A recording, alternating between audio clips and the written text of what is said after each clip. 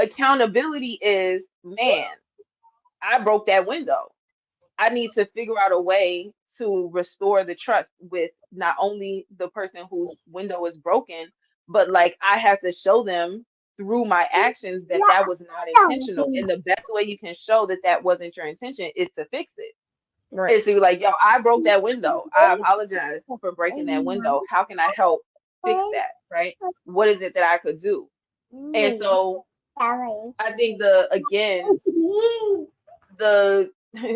therapist in me notices that men mute outside that men want women to be held accountable, which is equivalent to punishment in their minds, because they know that they actually deserve punishment for their behaviors that they choose not to be accountable for.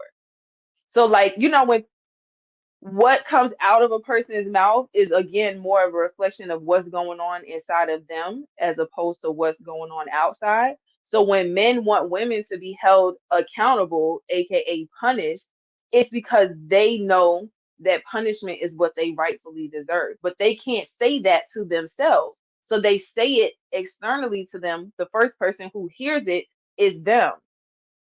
So they are in a lot of ways projecting onto us what they actually believe is rightfully supposed to be on them, right? Like another example is like when men blame women for becoming single mothers. Every time they spew that out, it's their own internalized shame and guilt for either protecting men who have made women single mothers and not taking accountability for their actions. It's them actually doing that, leaving a string of broken homes and, blended families all around the place. But they can very easily say out loud to somebody else what's wrong about what they're doing without having to actually look at themselves. And I think as women, if anything, our behaviors, how we show up in the world, has been holding up a mirror to men for them to see what they have told us we were supposed to be. So for all the women who are, all the girlies in the sexual liberation movement who dress a certain way and very provocative in how they speak and how they carry themselves, they're holding the mirror up to men and saying, you have objectified me. This is what you said you wanted. This is what you said was appealing. This is what you said sells. So now, instead of me letting you be my pimp, I am going to do the work myself, right? I am going to put it all out there for y'all. So you don't have to tell me to take nothing off. I'm already giving you what I know you want. But then the men get all uncomfortable. It's like, how dare you? No, what you should be saying, sir, is how dare us objectify these women and then turn around and shame them for living into the objectification that we forced them to endure all this time. Like, I don't understand how sex sells in this society and then you get mad at women for being overly sexualized. Sir, you did that. You did that. Why are you mad at the women for actually doing? Oh, because you're actually guilty. You're the one that's ashamed of it. So because we're holding the mirror up or you're projecting it onto us and okay, fine, we'll take that. We'll raise you, right? We'll raise you.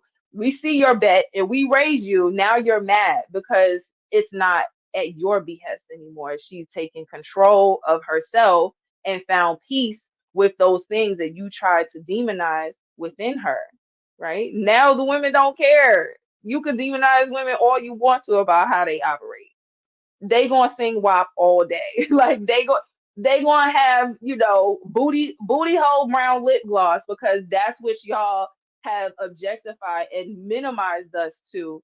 And now because women are profiting off of it, you're no longer profiting off of it. Women are That's profiting off of really it what it. now. That's really what burns them. Yeah. It's not even that women are standing in that, like have embodied that, and like actually, I am. Yeah, you're right. I am sexy. You would pay to see this, right? You would Yes. pay, right? You would like the way this look, right?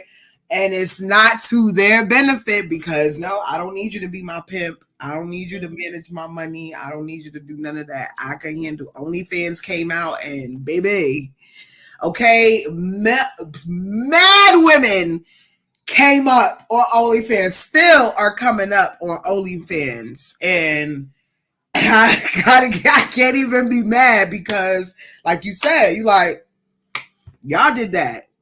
Yeah. Y'all deduce women down to prostitutes and performers and Mhm. only here for your service, right? And now that the middleman, i.e., you, have been removed from the equation, of course it's a problem. Megan talks about it in her music all the time. She's like, yeah, y'all gonna stay mad. I'm gonna stay clapping these cheeks, and you still gonna pay for it. And that's just gonna be what it is. I listen, I am not mad at the women who choose to show up that way now. Again, as a woman, I have the right to do what I want with my Right, body as long as it's pleasing to me. right. And I don't think as women we should try to minimize our girls to being objectified or tell them that that's the only way to get by in this world. But we also have to, have compassion for the women who have picked up on men's game and have turned around and used And it to their ace it. benefit. Yep, And yep. so again, I'm not here promoting any type of, cultural, deviancy that we have seen. I just have to be clear that if you want women to be held accountable for things, you really have to be clear on where that stems from. Like, Mhm. where did that come from? And it's not new age. Like, Sarah Bartman is a perfect example of how women have been objectified, especially Black women, to the benefit. Pro-Black prostitution is what I consider that whole trope to be. Like, that is what we have been taught. That's what you, i.e., the patriarchy, have told us that we are good for. And instead of us letting you be our handler, women have chosen to handle themselves. And, they got women who are promoting that and supporting them for that. Instead of, shaming our sisters for being how they have been groomed or taught to be, we have to create safe spaces for them to really identify where that comes from and to choose for themselves. Ideally, none of us would have wanted our daughters, sisters, mothers, aunties, Right. cousins, girlfriends, homegirls, whatever, to act like that. But that's their choice. It's not, we can't really reel anyone in unless the systems that have created that type of deviant behavior are actually demolished. And that's really the way that we can in any way hold women accountable for anything, is once those oppressive systems no longer create that type of behavior. So you had mentioned earlier that all of these systems of oppression create crime and create poverty and create all of these societal ills that we have to deal with. And it's the same thing within our communities. Y'all have done that. Men have done that. The patriarchy has done that to us as women and girls, and then turn around and want to shame us for actually living into the caricatures that they've created for us.